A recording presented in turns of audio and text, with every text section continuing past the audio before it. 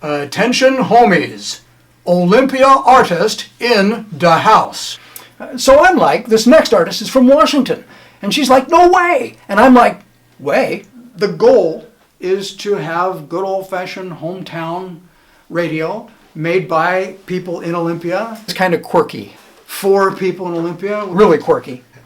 You may not have to listen to Washington artists like this next one to be cool, but why risk it? In the old days, there was a really common radio format called MOR, middle of the road. The radio station was a meeting place for all these listeners. And now we have this radio market where radio stations are pitching very narrow formats to a very specific identified listenership.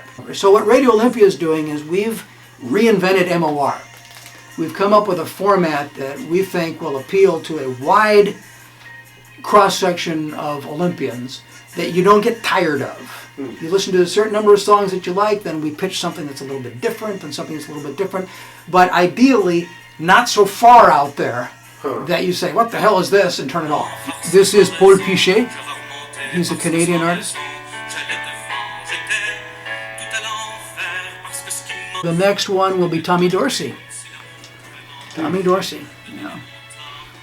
One of our definitions of pop is, if it was ever pop, it's still pop. If it's good, they'll like it. I'm listening to radio stations in India. It's ridiculous. And I don't mean shortwave stations like I did when I was a kid. I mean FM, pop music stations in New Delhi. That's why we have those awesome hits from Poland and Romania, because I'm listening to radio stations in those countries. That's the brilliant world that we're living in now. But unfortunately, certain money interests in this country would rather that it be 1950 for us here. Internet radio in America is greatly threatened right now, and it is not at all impossible that it might just all go away. The big guys are not certain that they want to have to compete with people who only have to drop a couple $1,000s on a laptop and off they go. When that goes away, we all go away. Forever.